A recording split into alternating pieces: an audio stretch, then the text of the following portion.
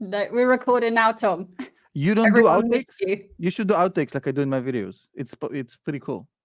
Just me and you complaining about tech and your gas leaks. No, people love outtakes. They do. They do. At every video, I put like 30 seconds of shit that went wrong in the recording process of every video I put out. It's actually people love that shit. That would be so many for me. The last one literally has me like swearing at the camera for like 30 seconds. Oh my god, I'm gonna go back and Horrendous, watch that. like Russian swearing. Okay, let's go. You can use this as an outtake, no problem. You have my permission.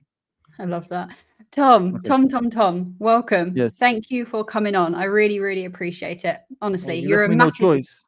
I literally left you no choice. I threatened you. I bullied you into this, and now you're here against your will. Yes, exactly. But jokes aside, I think it's something that I wanted to with you for a while to talk about both our favorite stocks. Yes, I wonder what they are. It's like having two kids. You can't pick which one you like better, right? It's like I know. Sometimes I do think, do I have one that is slightly stands out? But I just cycle through the answers. I never really find it's a impossible. one. It's impossible to say which one is. I think that Palantir has more upside just because it's smaller.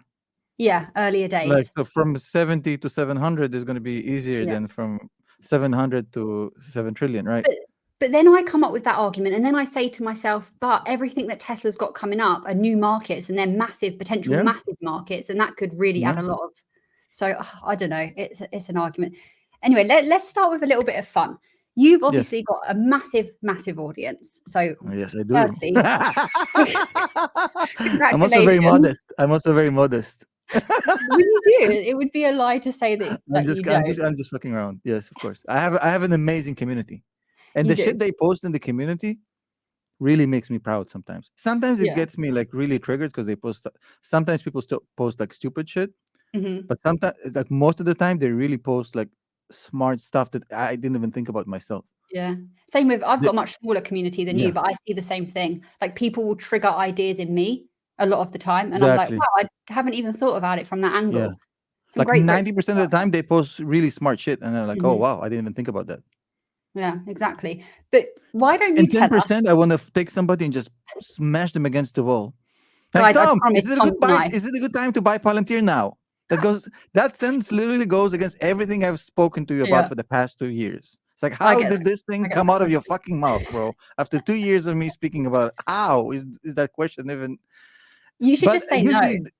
No, I don't answer these. The community usually explains them gently because they know I might snap. So they're like, dude, that's the wrong question. I promise, guys, Tom is nice. I'm not. I'm a very unpredictable, explosive person. You're definitely unpredictable. I've learned that from just being on here with you for a few minutes. That's that's because I'm a genius. There you go. Look, we've got Elon. Guys, we've got Elon Musk, we've got Dr. Alex Karp, and then we've got Tom Nash. No, not even close. No, I'm just kidding. Yo, have you seen the Alex Karp video where he addresses the retail community? The one that just got released. Yes. Where he's like, I haven't watched it. It's on my list. I want to watch it today. Is it good? He's such a cool cat. I like him a lot. He is a cool cat. He's a very interesting guy, and I think he's so unorthodox. Guy. Yeah, he is. Have you seen where he did the video? Well, I haven't watched it, but I saw that he's like got like hiking sticks or whatever. With a GoPro in the woods. He's like, I don't give a fuck. I love that. Yeah, man. But yeah, that video you should watch because I like that video a lot because he basically says, he said in that video, we change what retail investor means. Right? Think about it. Retail investor used to be kind of an insult. I'm proud to be I'm proud to own both Tesla and Palantir. And these companies come with, you probably see it way more than me in your comments. How dare you invest into a company that is doing this, this, and this? Like it for some people, I know you don't care. I can see it on your face. You don't care. And I've learned not to care either now. But in terms of being a retail investor with Tesla and Palantir, I'm a proud investor, and I love. Wait, so I'm just wondering, what's the argument? So wait, I love this woke culture kind of things. So Tesla is a bad company to invest in morally because Elon Musk is an asshole. Got it. It's always Elon. Yeah. Yeah, Elon is the asshole. Got it. Elon bad. Okay, good argument. Then Palantir would not work with the enemies of the Western world. That's a bad thing. Got it. Okay, thank you. Carry on. Great arguments. Tom, tell us something that your audience, your big audience, might not know about you, and please don't include your gas leaks in this answer. No, what happened yesterday? So at the end of my video yesterday, there is an outtake of me. Really, we spoke about it off air, where me like cursing like violently on the stream. So it's actually on.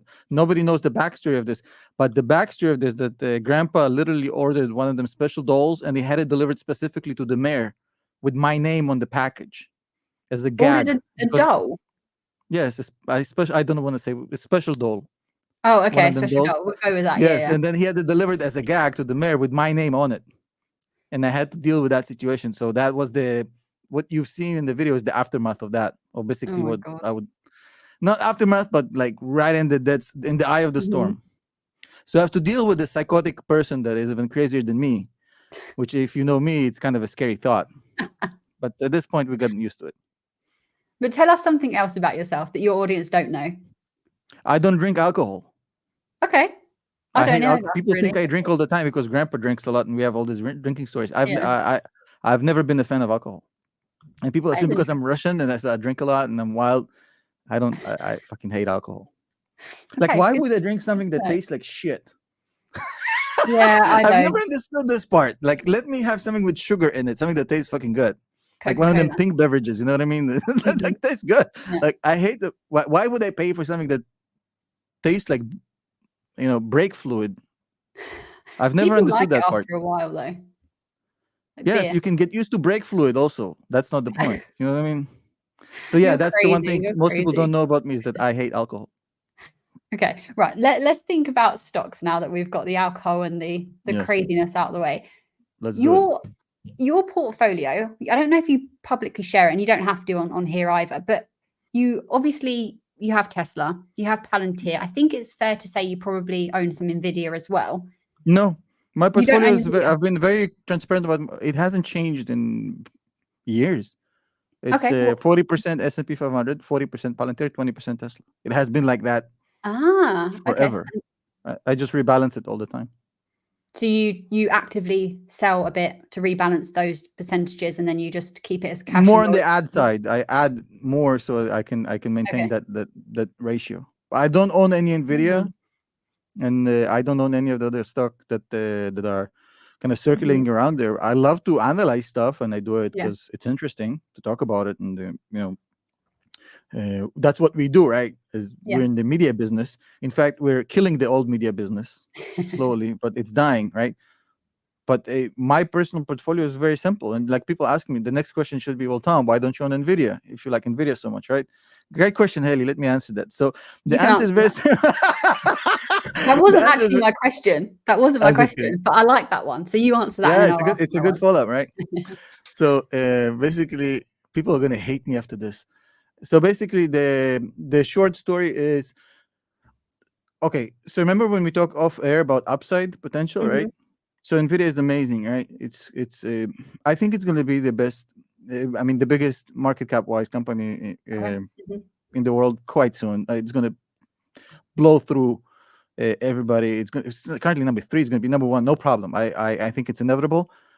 I even think they're going to double themselves, right? I think people are, how further can it go? I think it can be a $5-6 trillion company. I mean, with this kind of numbers for the next couple of years, sure. But here's the thing, like with Palantir, right? No guarantees in life, not but that's just a general truth, right? Nothing is guaranteed in life, right? Not even tomorrow, right? But Palantir is the potential 10, 15, 20x in my book, right? Yeah. Tesla can do another 10x from here, right? I just don't see Nvidia 10xing from here at the same level of probability as I see Tesla. And I think for Tesla and for Palantir, well, Palantir is going to be the easiest. Tesla is going to be, in my opinion, second easiest. And Nvidia would be the third easiest, or maybe even down the line, 5th, 6th, 7th. So if I'm looking for, I have Nvidia in my S&P 500, right? I own 40% is basically Nvidia and some other stocks, right? So I already own it in my S&P 500. So do I want to individually own it? The only reason I would do it is if I think if any stock has a bigger risk reward potential than Palantir and Tesla. And I think that the ceiling, as far as not the market cap, as far as like how how much of a multiple I can get on it, right, for the next 10, 15 years is not as big as Palantir and Tesla. So that's why I don't own it, even though I think it's amazing. That makes sense. Have you got any companies right now floating around in your head that you might look to add, or would Nvidia be the obvious one if you were to? Like any smaller caps? Look, when the problem with Nvidia, you see, the problem with Nvidia is like, I'm not an Nvidia bear at all. I absolutely am a huge fan. I think it's going to do amazing things. It's gonna double. But the problem is that people tend to be very short-sighted. You know what I mean? So a lot of these valuation models with Nvidia, they kind of just bake into it that Nvidia is going to continue to grow at the same pace for the next 10 years, and they're not. It's impossible. So I can guarantee you Nvidia isn't going to grow at 100% per year for the next decade. It's not. At some point, the revenue growth is going to start declining. It's just, it happens to every company, right? And they're not going to be a monopoly for forever. Then the pricing power is going to decline. Competition is going to come in. There's still going to be a massive, massive force to reckon with, right? But like every kind of the people who say, oh, 10x, you have to assume they're going to continue growing at this insane pace. It's just not going to happen. At some point, it's going to kind of even out. So I think you have to understand, like when you do these models, when you're looking at new companies and you have this great Excel spreadsheets and charts, the greatest weakness of these things is the assumptions, right? So don't bake in massive growth assumptions into Nvidia and just expect them to do 100 years for the next decade. It's not going to work. So that's why I'm not like super, super high on Nvidia, because I think I have a better stock as far as, you know, I think for Palantir to get to 700 billion is going to be easier than for Nvidia to get to, you know, 30 trillion. So, so I think it's quite obvious, right? As far as other stocks, I'm curious about. I think there's a lot of opportunity right now. I invest in things I'm obsessed about. So I think, look, I'm not as obsessed about Tesla as I'm about Palantir. That's why I have only 20% Tesla and 40% Palantir. Yeah. But with Palantir, I think I can. Look, I can't go head to head with CodeStrap, right? About like super techie stuff. I don't understand. That's not my scene. But everything that a normal layman person can know about this company, I know, right? I've read everything. I've seen everything. I'm obsessed about it, right? I don't obsess about things that I don't invest. But if I was looking at this stuff right now, there's a lot of opportunities. Like CrowdStrike is dirt cheap, and it's not going anywhere. People just, CrowdStrike is finished. Why? Because they had a bad day. I mean, literally, that's what we're talking about. CrowdStrike ain't going away. The whole semiconductor sector is basically taking a beating. You have massive players at a discount. ASML is discounted. TSMC is discounted. There's a lot of opportunities out there for in cybersecurity and in the semiconductors category that are completely ignored because it's not AI. Everybody wants AI now. It all feeds in though. What? It all feeds in together. When we just got to look a little bit outside. But I think if you're a fan of CrowdStrike, after what happened, I think it's just proof of how massive CrowdStrike is. I think if one software update can collapse half the hemisphere, how big these guys really are. That's true. They're massive. They're not going anywhere. I think Google is going to recover. They're not the hot stock of the moment. Which, I mean, every stock goes through these phases. Remember when Tesla was the hot stock of the moment, and it's kind of it's no longer the hot stock of the moment. But they haven't started. I mean, fundamentally speaking, Tesla hasn't lost its shine in my eyes because I've never viewed it as a car company. People are like, oh, Tesla. Obviously, if you understand anything about the auto sector, you understand Tesla could not compete with the Chinese as far as the vehicle production costs and pricing. I mean, the Chinese are going to dump the entire market for the next 10 years with their cheap EVs. It's going to be very hard to compete with. But that's not the strength of Tesla. The strength of Tesla is the software side, is the full self-driving, is the energy business, is the autonomy business, is the robotaxis, and so forth and so forth and so forth. So Tesla lost its shine, and now again you can get it at a considerably much lower multiple than you would have had to pay in the peak of the hype. But that's when everyone was buying, Tom. They love buying at the peak. Yeah, but that's the biggest mistake. It's like I say it all the time. FOMO is just. Wouldn't you agree? FOMO and panic is the same. It's just they're Siamese twins in a way, right? I think it's really hard though for a new investor to figure out how to deal with that, because it doesn't come naturally. Like you want the next hot stock, and you don't know if to sell when everyone else is panicking. And I think you almost have to make that mistake and then look back and think, if I didn't do this, this is what would happen, to actually understand that. Because that's kind of what happened with me. I've had, plenty of time in the past where I've seen Tesla fall quite significantly, and I've held back. And I've not held back necessarily because I don't think they're a good company, but I just kept thinking, okay, well, what if this is true? I need to look into this. And actually, now I'm not like that at all. If Tesla's going down and nothing's changed on their fundamentals, they're only getting better, which, like you just said, I think they are as well. I'm buying. No. And that's your job as somebody who has an audience right now. You already have your community, your audience. I think it's part of your job is to pass along this message, basically saying, hey, the media isn't your friend. Yeah. The mainstream media is in the business of generating drama.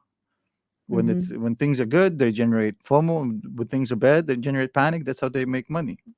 Do you know and what? In a way, we kind of also do it, right, with thumbnails and stuff. But I mean, our messaging is so much healthier for the investor, for the retail investor.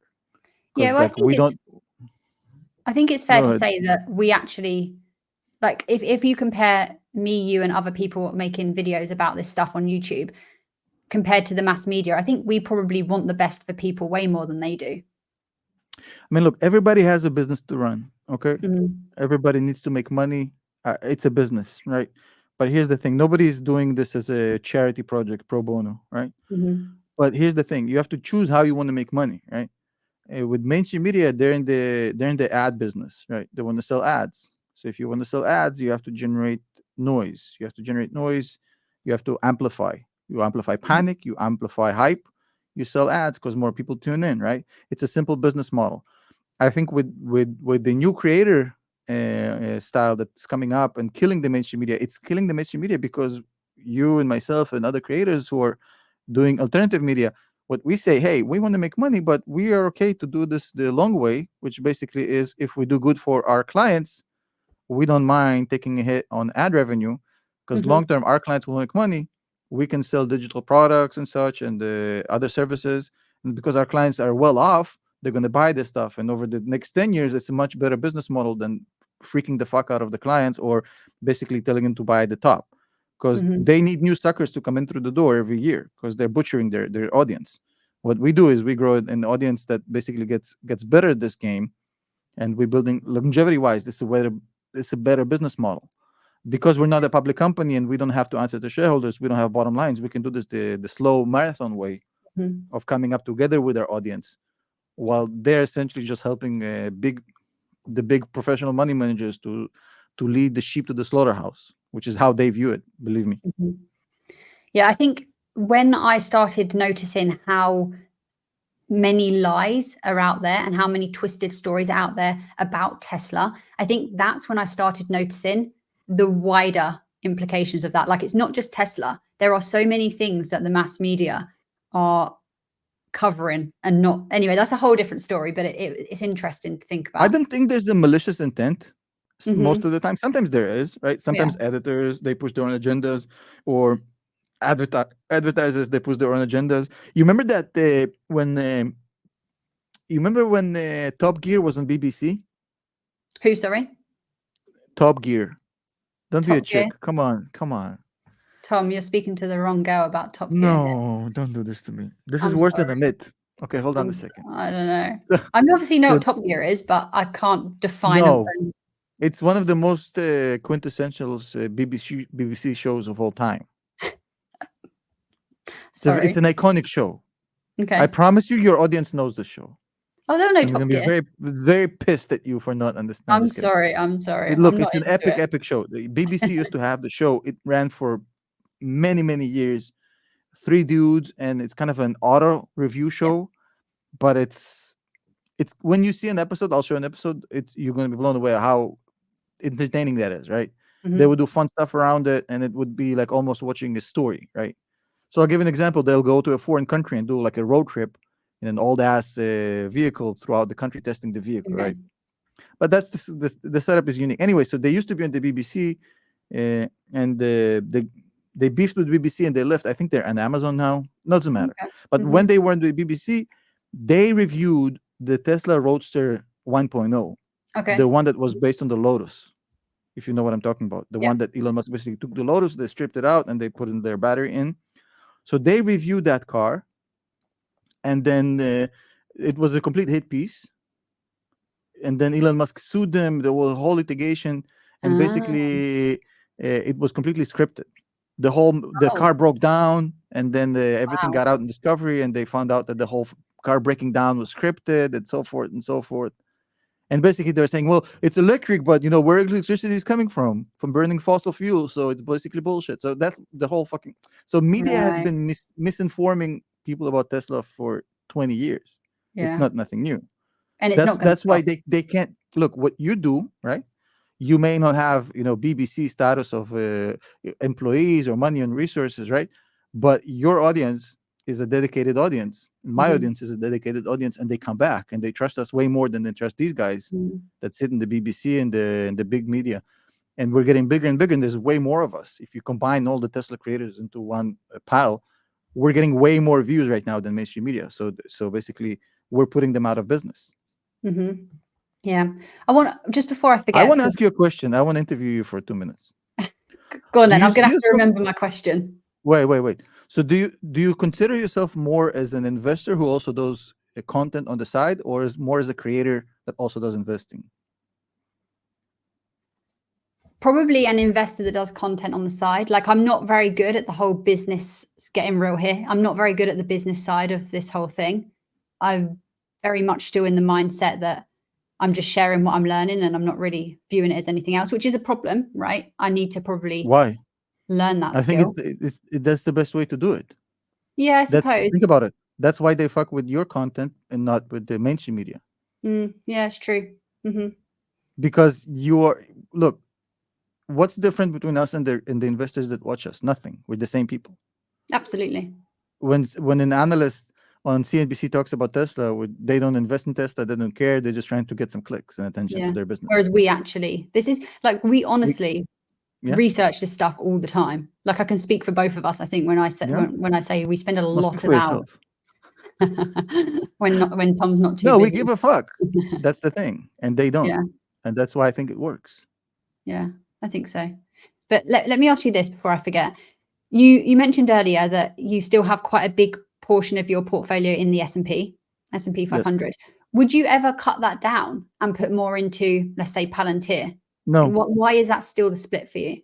Because the S&P is unbeatable. But you said about Palantir being a good opportunity. Yeah, but it's a game of chances, right? Think about it. There is nothing guaranteed in this world. Nothing. Okay. With the S&P 500, every single piece of data, which I'm sure you know of just as much as I know of, right? It is, the longer you stay in, the more it becomes impossible. It's almost like the kryptonite of professional money managers. Like, if you go past 15 years, it's literally impossible to beat it, right? If you go 20 years, so the longer you stay in the S&P 500, the more it becomes unbeatable. So you're not going to beat the S&P 500 by stock picking, right? Unless what you do is kind of this hybrid strategy where you say, okay, I'm still putting half my shit in the S&P 500, but I'm going to roll the dice on the other half, and maybe, just maybe, one or two of these, they're going to be the life-changing kind of event that's going to catapult my investment into the stratosphere, right? And maybe it won't, but you have to bet on yourself. How much research have you done, right? How much you know about the company, how confident you are. Because at the end of the day, dark days will come. And I think people think, oh, Palantir's arrived. They're not arrived. They can crash easy. Palantir can be $18 again in a heartbeat. It would be absolutely another fucking Tuesday if it happens, right? But the reason it's going to be another fucking Tuesday for me if it happens is because, as you mentioned earlier with Tesla, if you totally understand the business, the fundamentals, you understand what's going on, you're absolutely not rattled about these things, right? When Palantir dropped from 35 to 7 and people running for the hills, I mean, we can think there's other YouTubers that sold and made videos about it for the cloud, but basically the hardcore community, they basically didn't budge. And the reason is because we understand the company, we understand the business. So if you've done the research, if you've done the work, and you've built conviction to the point where you say, well, I'm confident that this is the unicorn, right? This is the unicorn. I'm confident that this is unicorn 2.0, and I'm going to roll the dice on that. But I'm still going to put half my shit in something that just can't lose over time. So let's say that I've missed on both. And let's say that both have absolutely they've gone to zero, right? Half of my stuff is still going to do 10, 15% per year. So I'm not going to be in the poorhouse or in the toilet, whatever you want to say, right? So it's kind of a risk management. That 40%, it basically grounds your portfolio to the point where you cannot be. Think about it like risk mitigation, right? Yeah. So whatever happens, and you may say, well, why not just put 100% of your stuff in the S&P 500? For 99% of the people, that's the smartest thing to do, because rolling the dice on something, it's usually going to be a bad idea, because I promise you that the vast majority of people are not going to sit and obsess about Palantir the way we have. No. They're not going to read everything. They're not going to go and watch AIP cons for hours. Yeah. They're not going to read the fucking Airbus manual of the Skywise system. They're not going to do this shit, right? Yeah. Yeah, they're not. The use cases. I mean, I've spoken to clients of Palantir, clients of Palantir. When I spoke to Sham, I told him about stuff that clients have told me that are, about the company, and he was shocked that I knew this shit, because it's like stuff that have never come out. So unless you're going to obsess, like, look, Warren Buffett was once asked this question. Not that I'm comparing myself to this guy, not in a million years. I'm not even. I even hate to kind of, jokes aside, to mention my name with the same sentence. But Warren Buffett was once asked, it's like, if you start today, how would you go about like making money, right? Making your first kind of a million and so forth and so forth. He said, look, when I started out, my first investment was this railroad company, and I spent a year reading every railroad manual I can find, including the U.S. Railway manual for like 4,000 pages. And I read it for a year. I just researched before I even put a single dollar. The entire industry, the classification, the fucking thing, the engines, the business model, everything. So unless you're going to do that, I say just go with the S&P 500. You can't go wrong. Yeah. I've got two questions. Two things have come to mind here.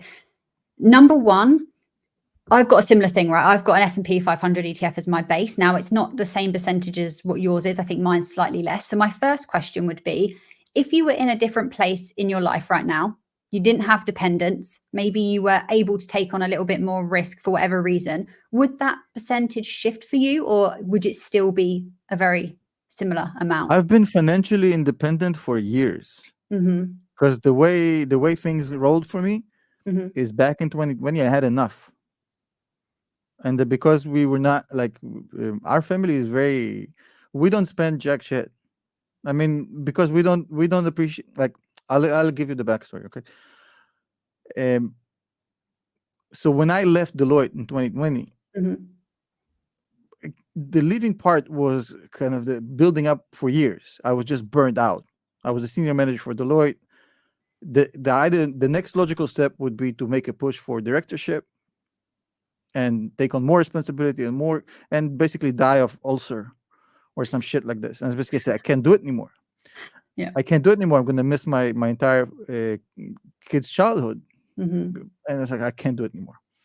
So it's like, I'm out. And at that point, we already had enough to sustain the existing lifestyle that we had, because we're very frugal people. I mean, we drive used cars. We live in a very modest residence, and we don't spend shit. Look, I have a fucking hole in my shirt. I just want to show you. Oh, I thought that was a logo, Tom. No, it's a hole. I have a hole in my shirt. I can push my finger through it. And you're going to make it worse. No, you're going to get in trouble for this.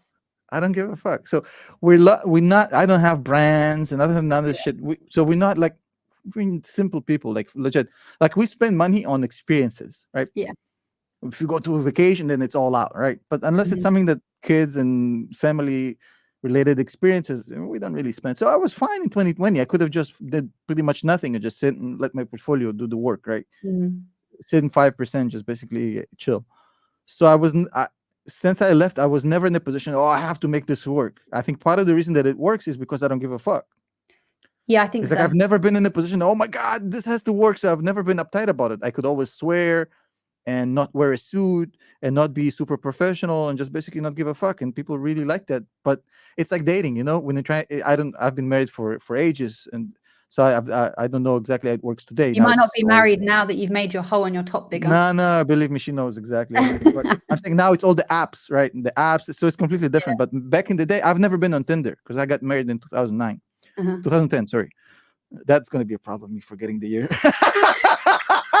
That's actually going to be a problem. Oh, dear. Anyways, okay, I got it wrong by 1 year. No, don't cut it. It's okay. So I got married in 2010, so I've never been on these apps. So I don't know how this new kind of thing works, right? But back in the day, right? Think about it. Like if a dude is like overzealous, like it's a turnoff, right? Or vice versa, right? Yeah. So because I've never actually gave a fuck, so people kind of tuned in because they noticed that I'm not really over trying hard about it, right? And if you're like, well, why do you clickbait in your videos then? Motherfuckers, I still play the fucking game. I'm not gonna be fucking showing up to a date fucking smelling of ass and shit. Like I'm gonna take a shower and get dressed. I'm just saying I'm not gonna be like over hungry, you know what I mean? But in any case, the original question was, it's like, would I do anything different if I had no financial kind of concerns? I hadn't had financial concerns because I'm a simple person, right? I'm not trying to get to a fucking yacht and a chopper and a Lambo. So already I had plenty in 2020. I have even more now. I want to dig into your mindset here. Why do you not? Yeah. No, but that's what. So the first answer is I wouldn't do anything different because it's literally been tested. And number one, I don't derive pleasure of things. Yeah. Because the newness of this beautiful thing, the shine goes away. Like you have a new car and it's amazing, and in 2 weeks it's just a fucking car.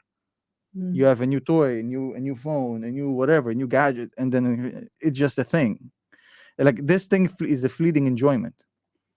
So there's no point in like. Also, it's kind of stupid. Think about it as somebody who comes from finance. Think about investing in a massively depreciating asset that is probably the second biggest purchase you'll ever make in your life, right? It's stupid as fuck. Why would you do it? Why would you take 30% appreciation in year one and another 20% in year two on something that's probably one of the biggest purchases you've ever make? Just buy the fucking second-hand car that has like 3 years on it. You've cut through the appreciation. There's still the depreciation, and it's the same fucking car, bro. There's nothing different about it. Like, what's the point of I agree. I don't. It's useless. It's stupid. It's fucking moronic. People fucking take out loans for vehicles. That thing just blows my mind. Yeah, it blows my mind as well. I have so many people. Well, I know of so many people in my life that have got cars on very expensive finance. I've never owed money on the piece of vehicle. Never. No, me. It's stupid. I'd rather not have a car. I have a car, but I need to have like a proper car because I drive my kids around and stuff. It needs to be safe, but it's just like it's a 4-year-old car. It's nothing. No, I have a car as well. I mean, I have a car. I mean, I would rather not have one if it meant that I had to finance it and borrow money against it. Yeah, of course. Yeah, of course. It's stupid because you're paying interest to get cash to buy something that depreciates faster than fucking grandpa's Christmas party pictures. It's insane. It's fucking crazy, bro. By year 3, that car is worth literally half the shit you paid on it. So by year 3, you're repaying the amount that half of the car is already worth half what you're paying by year 3, and you have a 4 or 5 year payment plan on this shit. It's insane.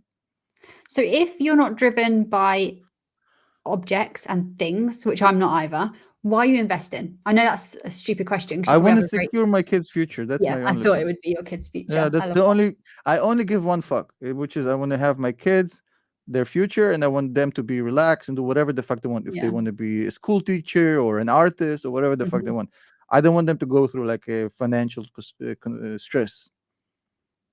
On the other hand, it's a balance, right? You want them to also be trying to do shit for themselves, but you want to be able to make sure that you have enough no matter what. Are your kids old enough to be interested in investing yet, or? My oldest is a genius. She's actually like a certified genius, and she hates it. Okay. She goes to one of them special genius schools, and the class that she hates the most is the stuff about money, because like they actually in that school they actually teach you investing and like how to manage your money. Yeah, and she's in the 6th grade, right? Yeah. So they start early, but she's like, this is boring shit. It's probably she likes editing and making videos and stuff. She likes the other stuff. Cool. What would you say to someone in terms of like, because you just said there that you invest into individual my youngest, he's a genius. Your youngest is a genius as well. Yeah, he scammed. He scammed his kindergarten teachers. They were in the garden, and then he said he has to go to the toilet, and he went to the kindergarten kitchen, and the lady who was there, she was like, "Oh, they've asked me to bring some popsicles upstairs to the kids." So she gives him a box of popsicles, and he goes back and it's like, "Oh, they told me in the kitchen to give you guys this." So everybody eats the popsicle. Like 3 hours later, they find out that they got basically the Italian jobbed. He's a mastermind. He sounds like a character as well. I love that. Yesterday, he told me, "Yo, can we go to the Amazing Race?" And I said, "Why?" He said, "Look, everybody who wins, they have to split it. But because we're family, we just get to keep the whole million." So yeah, you're right, dude. We should. He's And going to do he's well. 6. He's 6 years old. Wow. How do people find companies like Palantir and Tesla? It's very hard. They come once in a generation. You know this. Yeah. It's very hard. They're such unicorns.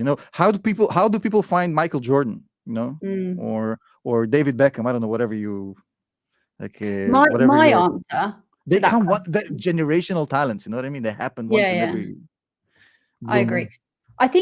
I think one thing that you can do though is look at the way that the world is changing. What is it shifting towards, and which companies are going to be best placed to serve that new world? Yeah, that's true. But yeah, that's. But it's very hard to identify it before it Yeah. happened. Yeah.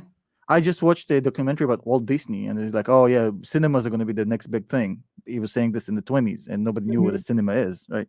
Yeah. So So he it's sounded hard. crazy. What? He sounded crazy then. Yeah, it's in the 1920s for you to say, oh. Who does that So remind you of now? Which CEO does that remind you of? both the Maybe. CEOs that Yeah. I invest Yeah. in, yeah, they're the same level of Absolutely. crazy. Like people like, look, he was also a controversial figure, right? People Mhm. forget, like he wasn't this nice grandpa. He had the beefs with the unions, and he had a lot of. No, he was not like a. He was a very. He had a lot of demons. Mhm.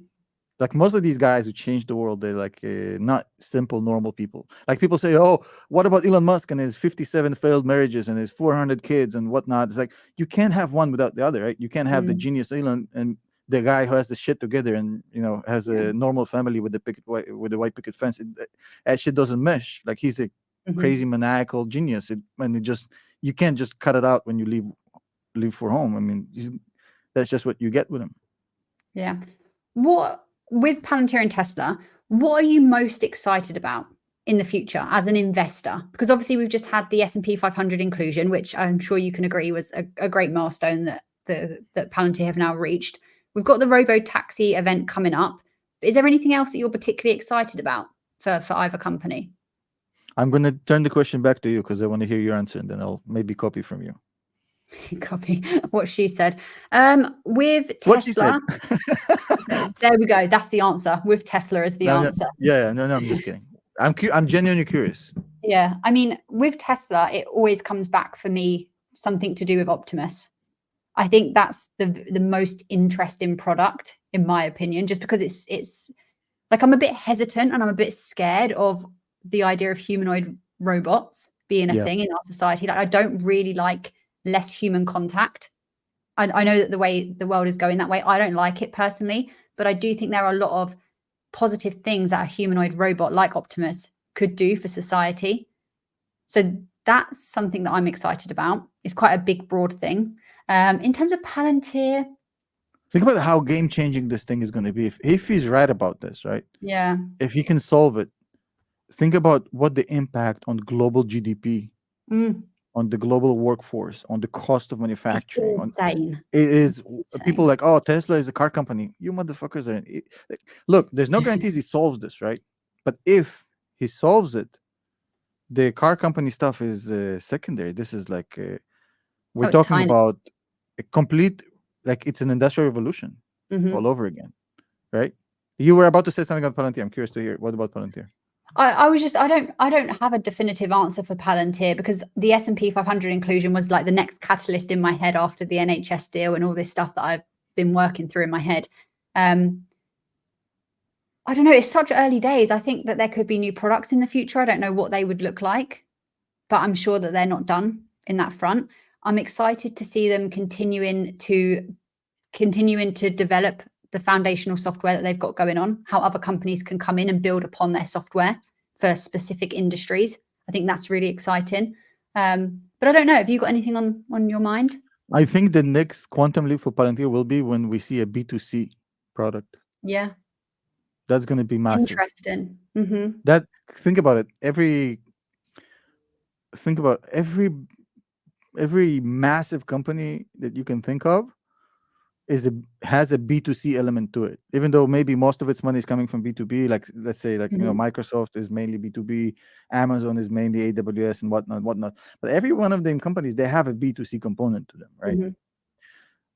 It's interesting maybe with the because exception of Salesforce, Salesforce doesn't have it, and then you start going down the line. But I think Palantir, with what they do, I don't find it that complicated of a thought of a B2C product maybe in 5-10 years.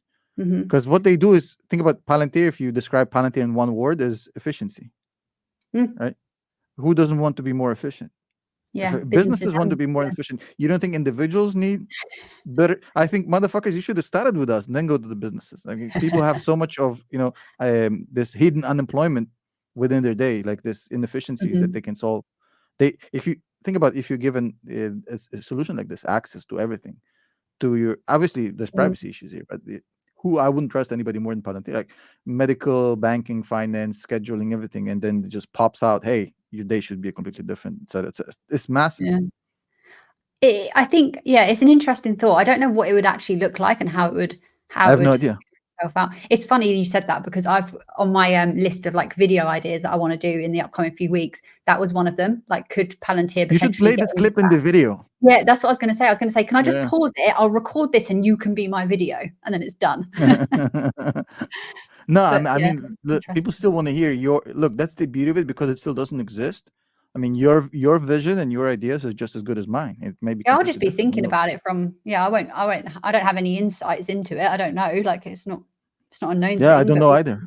We can think about what it will look like. But it makes perfect sense. Think about it. If all they do is basically take processes, right, information, and create efficiencies, like, why not a B2C product?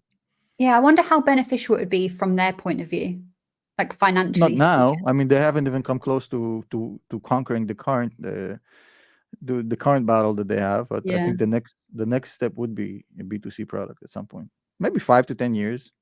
Yeah. From now. So just before I realize the time, I know you're a very busy man, but I want to, obviously we both speak about, we speak about investing a lot, Tom, but I want to ask you a question that maybe your audience don't really get from you. I want to just talk about your work ethic and your mindset a little bit, because what you've managed to do, you've done very well in a professional career. You've come over to hold on a second. My creation. PS5 controller is beeping. 1 second. I have to close it. I love how you. Wow. I'm just kidding. That was incredible. I'm not such a busiest guy. Wow. So, talking about work ethic, and you pull out your work ethic. Incredible. I don't really know where this question goes from here. I've completely ruined the question. You did, but do you have any like thoughts on that? Like, you pump out so many videos. You're just on it like this all the time. How? You said to me you don't sleep. Yeah, that's true. Apart from look, bad I think that I don't remember who said it, right? By the way, I take breaks like anybody else, and I just have fun like everybody else. But here's the thing: I don't remember who said it, but there's this famous saying, right? If you love what you do, you never have to work a day in your life. You remember that sentence? I think it's that, right? Because I've worked so hard before I quit Deloitte, and I worked so hard, and this felt like work, and it was so taxing, like emotionally and physically, and I would always feel tired. Now I wake up at, when I do go to sleep, like, just to give you an idea, like I woke up today at 5 and I went to bed like at 2:30. So I do sleep, but just don't sleep a lot. Yeah. But I wake up and okay, what's exciting today? I wake up and I'm excited about what I want to do. It gives me more time with family, which gets me even more kind of in a good mood, which gets me even more productive. And I think it's kind of the self-feeding kind of process. When you surround yourself with stuff that do good for you and that you enjoy doing, then it's easy to, you mentioned this earlier, to pump out content, right? Because for me, like, it's never been so hard, because I love what I do, so it's easy.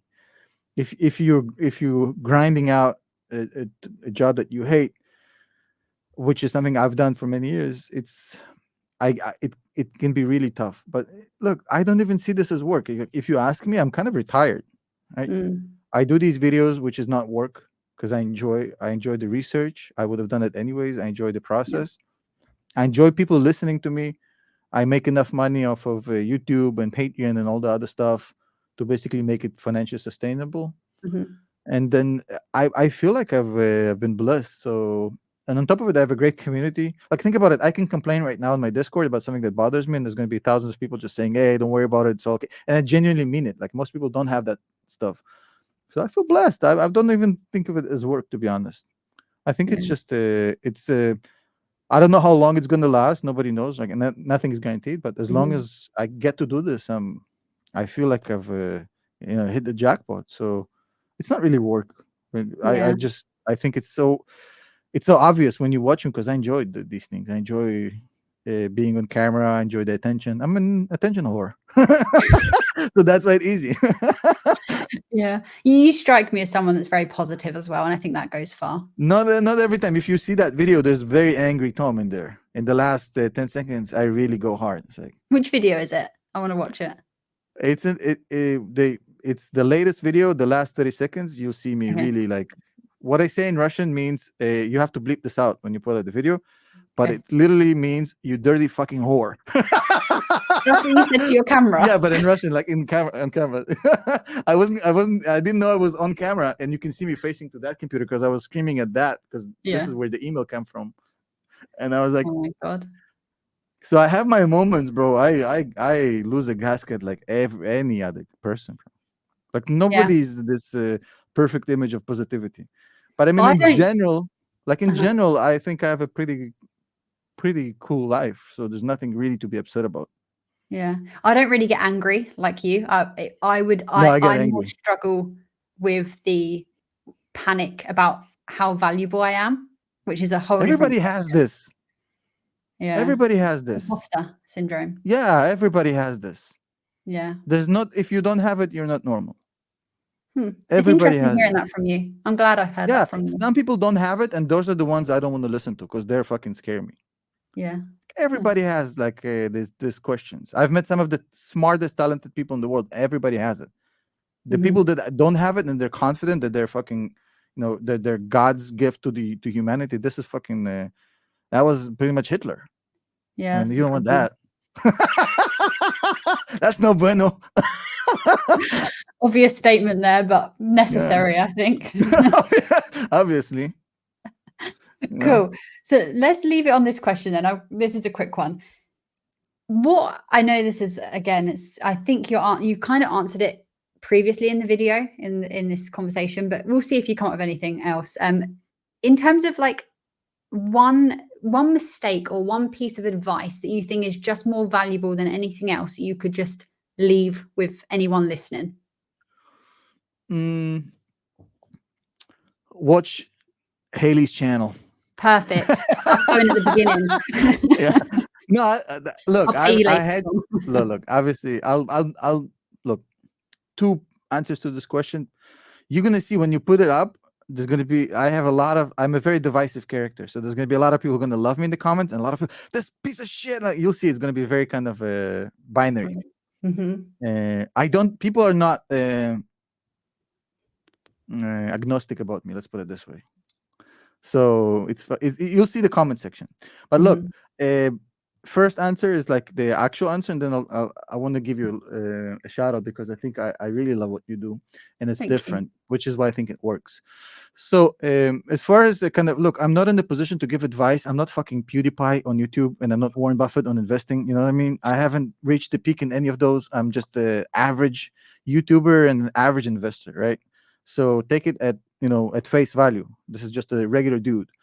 But if I could give you an advice on both, is basically, look, you have to stick to your guns. So if you understand, like in investing and in real life, if you understand that you've done the research, you've done the work, and you feel that this investment is undervalued, even though 19% of people are telling you, hey, it's total dog shit, just trust your process, right?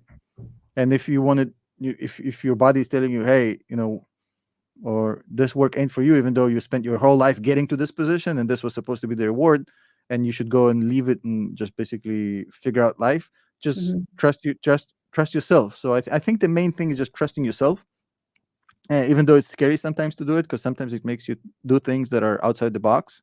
Yeah. But I think outside the box is where the coolest thing happens. You know what I mean? When you go outside the mold, you really get to create some stuff that are unique and original. And I think that's why people like your channel, because look, you came on the scene later than me, right? But you came on the scene with a different approach. So, I grew up on these YouTubers, who were like very over the top and stuff. So I kind of, everybody mimics somebody in their kind of in their kind of YouTube persona, right? So I like to kind of bring a personality to it and make it fun and basically make a little bit of a joke of it, but still get the message. And you come in and you basically have a completely different approach, and that's why I think different works, right? You come in and say everybody's screaming, look at me, look at me. Everybody has these flamboyant titles. Oh, the world is ending, and they're like wearing yellow sweaters in their videos, and they're trying to get attention, and everybody's just over the top. You come in with this fucking mellow stuff. Don't even fucking make a thumbnail. Just basically, yeah, it's like I don't even like just, like, you know what I mean? Fart out a thumbnail, automatic generated thumbnail, just basically, and just focus on pure information and value. And that's I think some people really kind of fuck with. That's why the community is growing for you, because it's different. And sometimes when everybody's screaming and you're quiet, that also is a way to stand out, and I think that's pretty cool. And I think it just started for you, man. I mean, look, dude, you've been killing it. I had you on my show when we were doing the Palantir earnings, Yes. and people loved you for a reason. You're real. You're a chick, which we don't have a lot in the investing community, which is good to have some more female presence in here. And you know what you're talking about. You don't say shit. You never like claim to be more than you are, and you always stay centered. You do your work. You do the research. People get a lot of value from your videos, and I can understand why. It's you have a good channel, and I think just at some point you'll see that the growth for a small channel, at some point the growth is going to go like this, and then you're going to catch up to all the big boys, and then I'm going to be interviewing you. I don't know about that, Tom, but yeah. It is so funny that I mean, I appreciate that first and foremost. Thank you. I actually asked you what advice you would give to the people watching, but you just gave me a compliment, so I appreciate that. Yeah, I don't know. My advice to the, generally speaking, it's very hard to give general advice, but to me, it's kind of, I've always struggled with trusting myself versus what I'm supposed to do. You know what I mean? It's like, oh, you're supposed to do that, and it's like a YouTuber. What the fuck is a YouTuber? It's like, you know what I mean? It's like, yeah. Now it's cool, and now everybody wants to do it. But back in the day, it was weird. But sometimes weird is okay if you think that's the right thing to do. Yeah, and I suppose that ties in with FOMO and investing and all of that stuff. Yeah, because at the end of the day, look, if everybody is doing the same thing, and you want to be different and you want to make more money than them, so if you're going to do the same fucking thing that everybody else is doing, that makes sense. You have to be different. So if everybody's, look, I've thought the reason I don't do like promotions on my videos for all these platforms, that the newsletters and the platforms and all the stuff, is because I had a few meetings when I was starting the channel, and they've explained this to me. Said, look, the money is not in your business. I said, what do you mean? I said, well, your channel is about long-term investing. You're never going to grow. I said, what do you mean? I said, well, 99% of people, they're interested in trading. They want the quick buck. They want the quick money. They want the action. They don't even nobody want to hear about fucking long-term investor. Your channel isn't going to go anywhere. Plus, we don't want to like work with you because your audience doesn't like we cater to traders. Okay. And most of retail investing, not the Palantir community, not the Tesla community, but if you go outside these communities, you'll see most is trading mindset completely. And that would be that's why 90% of retail investors don't make money in the market, even though the market keeps going up. So be different. Say, hey, I'm not going to play this game. Sometimes I have to be mean about it. Like the other day on my Discord, I basically had enough. And I posted this, I said, everyone, and I have 20,000 people in my Discord. So the next person who mentions anything trading related is going to get banned on the spot. So this is going forward from this point on. Anybody who says anything different, I don't want to hear the word trading or anything about trading. Yeah. If you want to do it in your own fucking private life, don't bring this shit to my chat. And then one of my moderators started debating with me that that's not a good idea in public. I was like, why is this guy doing this in public and not in private? I was okay, I'll follow along. And then he basically got on my nerves and I banned him. And then my other mod is like, I don't think it was a good idea. It's okay, you can let him back in. You're unhinged. So you see, I'm not that positive person. So obviously that was, that ban lasted for like 10 minutes. But But I really don't like trading mentality. I think it's destructive. And I think it can be very dangerous. goal on this channel is to educate as many people as I can that trading is a fucking scam. And then long-term investing is a cheat code. And if you understand these two concepts, you will never trade again. It's stupid. Especially day trading. This is total fucking scam, bro. Long-term investing is unbeatable. Yeah, I would much rather dig into a company and invest and just keep putting money in than trying to pinpoint. Think about it, right? What you're saying right now, they dig into it, right? If you have picked a good business, right? If your research is solid, and I can guarantee you that that skill is learnable, right? It's an acquirable skill, the research skills, right? If you can research and find objectively good companies, you know what they say, time is the best friend of a good company in the stock market. Eventually the fundamentals will beat out the sentiment, right? So all you have to do is make good decisions as far as what is the companies you invest in, and just fucking educate yourself on being disciplined and not touch your portfolio. If you do these two things, you're gonna get rich. It's the only thing is you're gonna get rich slow, which is most people like they want to get rich quick. They don't. So you can get, I can guarantee you get rich. It's gonna be fucking slow as fuck. It's gonna take 20 years, and most people are like, oh fuck that. Like, well, fuck you then. You're not. And then okay.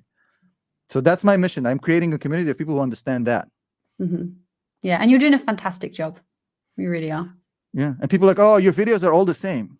Yes, they're all the same because they're all the same fucking idea. Nothing has changed. Yeah, absolutely. Well, Tom, thank you. You are a character. I loved having you on here. This is, like when he says you're a unique person, that's kind of a it's a compliment. Honestly, this has been a lot of fun, and you bring a lot of energy to the world of investing, which can be quite boring sometimes. And I'll see you motherfuckers in the comment section. Yeah, I'll watch out for them. I'll see you motherfuckers in the comment section. I'm going to be commenting on every bad comment on your podcast. Oh wow, okay. Yeah. Oh god. I'll just be deleting them as they come through. No, don't. That's what I never do. Is like your biggest contributors to your watch time and your engagement is the people who come on to crap on your stuff. Yeah. Do you know what's funny? Is they watch every video. Like your haters, they watch every video every second. Sometimes they watch it twice and they'll comment. They give all the signals to the algorithm, and then the algorithm feeds them more of your videos, so they get even angrier. So they watch even more. It's kind of this beautiful cycle. Don't delete them at all. Keep them. Yeah. No, I don't delete any comments. Some of them go into held for review, and then I forget about them for quite a while. But other than that, they just that's the one thing that happens that people get butthurt about. Oh, Tom, you've deleted my comments. No, they don't realize. There's a screener. Yeah, there's a screener. We don't control that. I've never gone into my held for review comments. I'd love to see your held for review. I think it would give me anxiety. No, it's boring. It's probably most of these. Oh, I just find out about this AWS 99X coin. Oh my days. It's probably that shit. Yeah. Because YouTube has gotten good at catching them. I don't see them as much, so I'm assuming they're in the held for review. Yeah, they probably are. You know what I'm talking about? These fucking cockroaches. Fucking assholes. It's a multi-billion-dollar business. You've seen the Patrick Boyle video about it? Say that again. Seen the what ball? Patrick Boyle. You know him? Yeah. So Patrick Boyle made a video talking about how big of a massive of an industry this is. This cameras, it's not some small. It's a multi-billion-dollar business. Wow. I'll watch that. You should watch the video. And it's actually pretty sad because the guys who are running these chatbots, they're usually like they're almost kind of these slave laborers that they're being held by these corrupt criminals and like almost in prison conditions, and it's absolutely horrendous. You should watch the Patrick video. I will. Interesting. Cool. Well, thank you, Tom. Well, thank you. Get the fuck out. You can stay all day. I'm just conscious of your time. I gotta go take care of my gas problem. Not mine. Oh dear. Not mine. Promise. Not mine. Yeah. Thank you. It's been a lot of fun. Thank you so much. It has. I honestly enjoyed it. Enjoy the comments in the comment section. I will. We'll do it again soon. It's gonna be beautiful. Okay, later. Bye. Bye-bye.